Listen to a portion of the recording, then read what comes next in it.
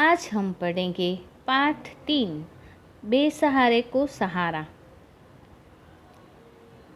नन्हे नन्हे दूध मुहे बच्चे, अकेली रुग्ण पत्नी, नाते रिश्ते में कोई ऐसा नहीं जो ज़रूरत के समय काम आ सके। पति सुदूर अफ्रीका में, अस्पताल में बीमार, महीनों तक कोई पत्र नहीं। एक पत्नी थी जो बहुत बीमार थी। उसके नन्हे नन्हे दूध मोते बच्चे थे।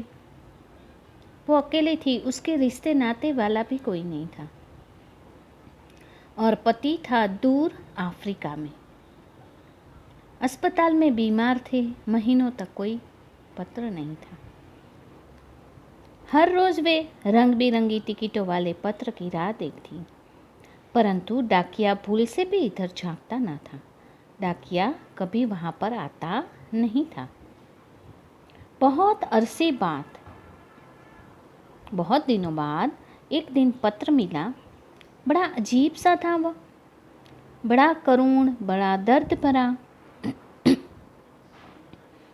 नैरोबी के किसी अस्पताल से पत्र आया था और लिखा था, रंग भेद के कारण पहले यूरोपियन लोगों के अस्पताल में मुझे जगह नहीं मिली। इस अनावश्यक विलंब के कारण मेरा रोग काबू से बाहर हो गया है। डॉक्टर ने ऑपरेशन की सलाह दी है। डॉक्टर ने मुझे ऑपरेशन की सलाह दी है, किंतु अब उसमें सार नहीं लगता, मतलब अच्छा नहीं लग रहा है मुझे। चंद दिनों की मेहमानदारी है, उसके बाद तुम लोगों का क्या होगा, कुछ मुझे सूझ नहीं रहा है। अगर पास होते तो, लेकिन भरोसा रखना, भगवान हमारे साथ है। भगवान सबका ख्याल रखता है।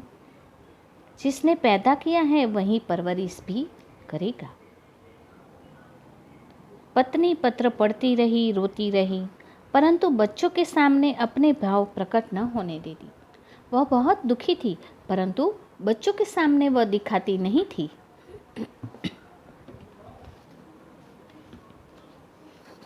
फिर चिट्ठी पर चिट्ठियाँ डाली उन्होंने, फिर तार डाला।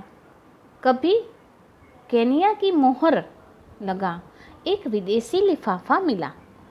केनिया से एक पत्र आया था, किसी से लिखवाया गया था। परमात्मा का ही चमत्कार है। हालत सुधर रही हैं, एक नया जन्म मुझे मिला है। थोड़े दिनों बाद फिर एक पत्र आया, पहले की तरह किसी से बोलकर लिखवाया हुआ था। पत्र किसी से लिखवाया हुआ था कि हालत अब मेरी पहले से थोड़ी अच्छी है और अब चिंता की कोई बात नहीं है, परंतु मैं कुछ रुपए भी भेज रहा हूँ। बच्चों के मुरझाए मुखड़े खिल उठे, बच्चे खुश हो गए। बीमार पत्नी का स्वास्थ्य तनिक सुधार की ओर बढ़ा। चिट्ठियाँ नियमित रूप से आती रही, रुपए भी पहुँचते रहे। एक चिट्ठी आई, उसमें लिखा था, हाथ के ऑपरेशन के बाद अब वह पत्र नहीं लिख पाता। उसके हाथ का ऑपरेशन हुआ है, इसलिए वह पत्र नहीं लिख पाता है, पर किसी से लिखवा लेता है। और एक नया टाइपराइटर खरीद लिया है और अपने कारोबार का भी विस्तार कर रहा है धीरे धीरे। कुछ नई ज़मीन खरीदने का भी इरादा है। शहर के पास एक फार्म हाउस की भी योजना है। अब मेरी हालत धीरे धीरे सुधर रही है।